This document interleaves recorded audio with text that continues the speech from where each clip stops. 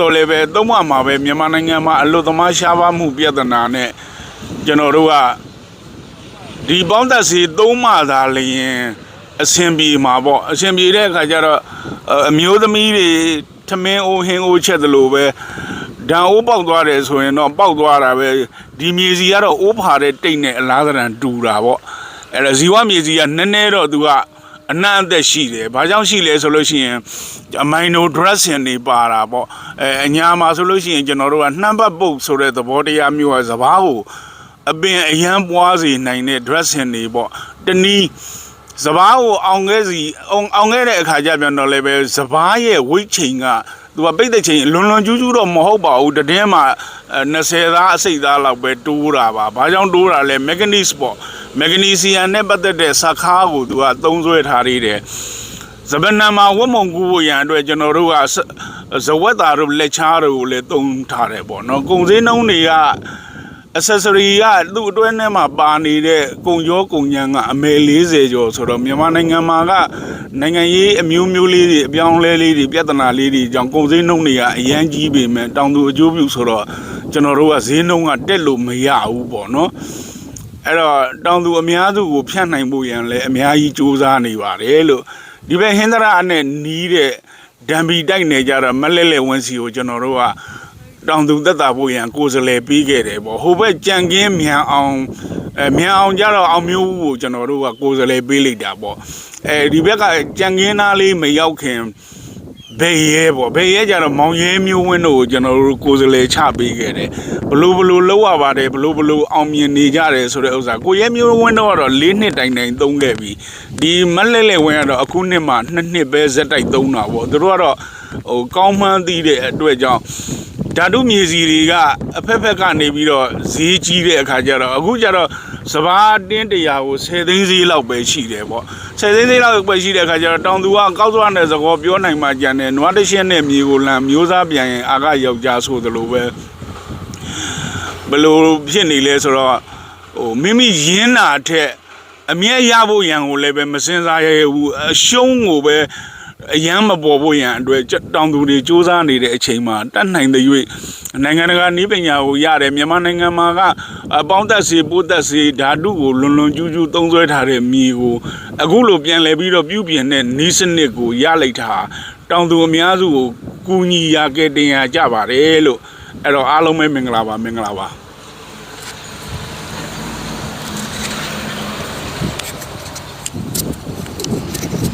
တစ်ဖြတ်လေ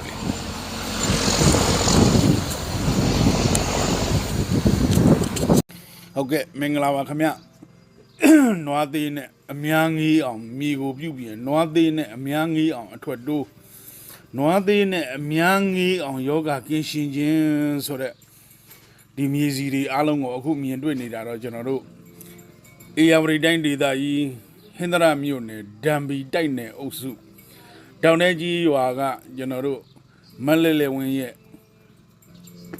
မြေတွေကိုကျွန်တော်တို့ပြန်လဲပြီးတော့အခုဥစ္စာ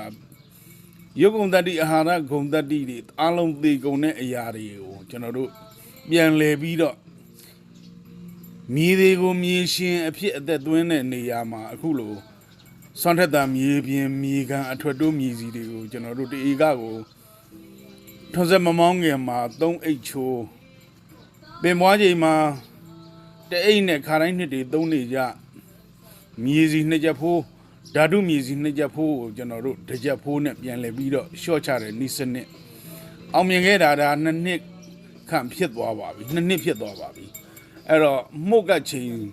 စဘာလုံးကန်ဒီအချိန်ကြရင်လည်းပဲတဧကကိုစွမ်းထက်တာမြေပြင်မြေကန်အထွတ်တိုးတစ်လုံးနဲ့မိမိသုံးနေကြမြေကိုပြည့်စည်တယ်ဆိုတဲ့ဘိန်းစားမြေကိုပြန်လဲပြီးတော့ဖြည်းဖြည်းချင်းမြင့်ဖြတ်တဲ့နီးနဲ့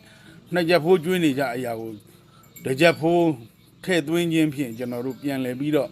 ရှော့ချပါမယ်လို့အဲ့တော့မြန်မာနိုင်ငံမှာကဘက်စုံအစအရာကတ်ဆိုးဖြစ်နေတဲ့အချိန်ပေါ့ကတ်ဆိုးဆိုတာကဒုဗိကန္နကတတ္ထန္နကယောဂန္နကမှာကတ်မဟုတ်ပါဘူးမိမိထွက်လာတဲ့သီးနှံတွေဈေးနှုန်းမကောင်းခြင်းပေါ့နော်ပြည်ပနဲ့အဆက်အသွယ်တွေအားလုံးဟာဝေးကွာခဲ့တယ်ပြည်ပနဲ့အဆက်အသွယ်ဝေးကွာတယ်ဆိုတာလည်းပဲမှန်တာပြောရင်အရင်စစ်တော့အမြင့်ကမြေကဆိုသလိုပဲဘယ်သူမပြုတ်မိမိမှုပါပဲ ကျွန်တော်တို့ထွက်လာတဲ့သီးနှံစပါးဆန်ရည်တွေအားလုံးဟာမှုစိတ်ဓာတ်စိတ် CS ratio တွေမအောင်မြင်တဲ့အတွက်ကြောင့်ပြည်ပနိုင်ငံတွေကဒေါ်လာနဲ့ဈေးကောင်းပေးပြီးတော့မဝယ်ခြင်းကြောင့်ပြည်တွင်းနဲ့ကလေးရိုက်နေတဲ့အချိန်မှာပြန်လည်ပြီးတော့အခုဥစ္စာဘယ်နိုင်ငံဘယ်ဥပဒေနဲ့ပဲဖြစ်ဖြစ်ပြန်လည်ပြီးတော့စစ်ဆေးတယ်ဆိုရင်အောင်မြင်ဖို့ရန်အတွက်သွားလာဖို့ရန်လမ်းကြောင်းဟာ organic မြေစီစီဝမြေစီမှတခြားတစ်ပါးရွေးချယ်ရလမ်းမရှိတော့ပါဘူးအဲ့ဒီအတွက်ကြောင့်ဒီလမ်းကိုရွေးချယ်ပြီးတဲ့အခါကျတော့အခုလိုမြေတွေကိုပြန်လည်ပြီးတော့ပြုပြင်ထွက်လာတဲ့သီးနှံတွေဟာဆာမာဗိုက်ဖြူမပါဘဲနဲ့ထမင်းချက်ရင်မြန်မြန်မတိုးနိုင်တာအကျိုးအပဲ့ကင်းစင်ခြင်းဓာတုဘေးရွက်ဆိုးကျိုး CS ratio တွေအကုန်လုံးအောင်မြင်နိုင်ဖို့ရန်အတွက်အခုလိုပြန်လည်ပြီးတော့မြေတွေကိုပြုပြင်ပြီးတဲ့အခါမှာကုန်ကြမှုသက်သာပြီးတော့အထွက်တိုးတဲ့လမ်းကြောင်းတောင်သူအလဲအမြတ်များစီပြည်ပကဝယ်လို့အားလဲများစီအားလုံးအဆင်ပြေဖို့ရန်အတွက်တောင်သူအကျိုးပြုဥညွှန်စော်ကနေပြီးတော့ရှေ့ဆောင်လမ်းပြအနေနဲ့လမ်းညွန်ပြသနေပါတယ်လို့မင်္ဂလာပါအစစအရာရာမြန်မာတောင်သူဦးကြီးတိုင်းအဆင်ပြေကြပါစေအားလုံးကိုယ်စိတ်နှပြကျမ်းမာချမ်းသာကြပါစေဟုတ်ကဲ့မင်္ဂလာပါခင်ဗျ